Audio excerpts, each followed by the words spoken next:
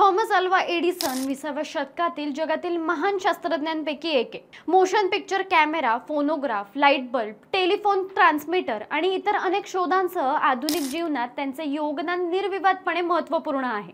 पण एकेकाळी एडिसनमुळे अमेरिकेतील चित्रपट निर्मात्यांनी चित्रपट बनवणं सोडलं होतं आणि एडिसनमुळे जगातील पहिली फिल्म इंडस्ट्री हॉलिवूड तयार झाली। नेमकी कशी आणि हॉलिवूड तयार होण्यामागे एडिसनचा हात कसा होता हे जाणून घेऊया या व्हिडिओच्या माध्यमातून। नमस्कार, तुम्ही पाहताय रंजक गोष्टी, जाणून घेण्याची तुमच्या हक्काची जागा म्हणजे आपलं गाजावाजा।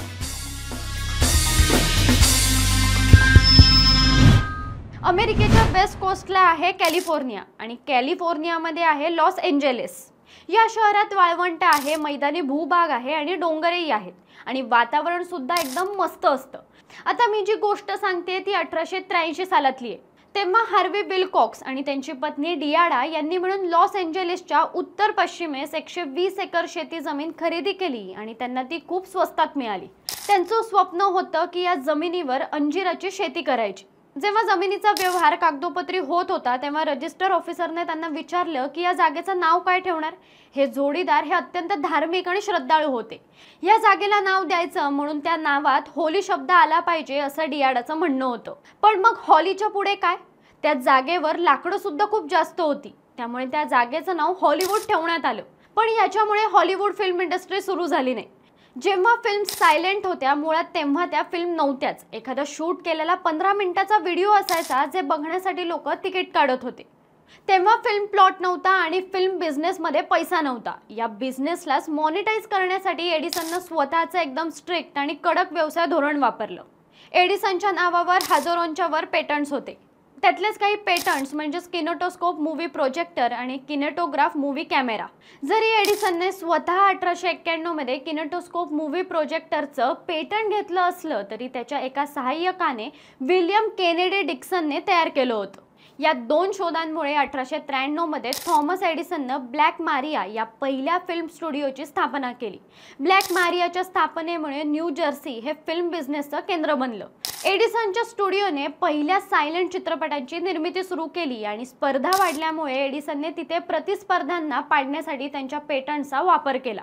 त्याने motion picture patent company MPPC ची स्थापना केली। या कंपनीच्या अंतर्गत जो कोणी इंडिपेंडंट फिल्म मेकर पैसे न देता किनेटोग्राफ वापरून फिल्म शूट करायचा त्याच्या विरोधात MPPC कोर्टात खेचायची। म्हणून कोणत्याही फिल्म मेकरला फिल्म तयार करण्यासाठी आधी MPPC कडे यावं लागायचं। थोडक्यात एडिसनकडे यावं लागायचं। MPPC ची परवानगी न घेता जो कोणी फिल्म बनवायचा त्याच्यावर केस कोर्टात दाखल होत असत। एडिसनने फिल्म बिझनेसमध्ये स्वतःची मोनोपॉली तयार केली होती। जेव्हा या फिल्म निर्मात्यांना कोणताच पर्याय उरला नाही तेव्हा त्यांनी न्यू जर्सी सोडून दुसरीकडे फिल्म बनवण्याचा निर्णय घेतला आणि दुसरीकडे म्हणजेच हार्वी विल्कॉक्स आणि त्याची पत्नी डियाडा यांनी विकत घेतलेल्या जागेवर म्हणजेच हॉलिवूडमध्ये। आता झालं काय होतं तर हार्वी विल्कॉक्स आणि डियाडा यांचा या जागेवर अंजीराची शेती करण्याचा प्लॅन फिसकटला होता। म्हणून त्यांनी त्या जमिनीवर रिअल इस्टेटचा व्यवसाय सुरू केला होता। जमिनीचे विभाजन करून त्यांनी ती जागा विकायला काढली। आता जमीन, वातावरण, डोंगर, वाळवंट, चित्रपट निर्मात्यांना नेमकं हेच हवं होतं आणि महत्त्वाचं म्हणजे ही जागा एडिसनच्या ताब्यापेक्षा लांब होती। न्यू जर्सीमध्ये फिल्म निर्मात्यांकडून पैसे कमवण्यासाठी एडिसन त्यांना लीगल नोटीस पाठवत होता। जे लोक लीगल नोटीसने सुद्धा ऐकत नव्हते त्यांच्यासाठी त्याने गुंडांचा सुद्धा वापर केला होता। यामुळे लवकरच सर्व फिल्म मेकर्स हॉलिवूडच्या दिशेने वळाले होते, मोठे मोठे स्टुडिओत सुद्धा। 1995 मध्ये एक केस कोर्टात पोहोचली, पण ही केस कोणत्या फिल्म मेकरच्या विरोधात नव्हती, तर ती केस होती थॉमस एडिसनच्या विरोधात। त्याच्या मोशन पिक्चर पेटंट कंपनी विरुद्ध हा खटला होता। या खटल्याच्या निर्णयाने अमेरिकेच्या फिल्म बिझनेसमध्ये क्रांती आली। न्यायालयाने MPPC ला फटकारलं। पेटंट धारक त्याच्या पेटंटच्या वापराच्या उल्लंघन करणाऱ्यावर त्याच्या अधिकाराची फक्त अंमलबजावणी करू शकतो। त्या पेटंटचा शस्त्रासारखा वापर करून प्रतिस्पर्धीला मैदानातून हकलण्यासाठी शस्त्र म्हणून वापरू नये।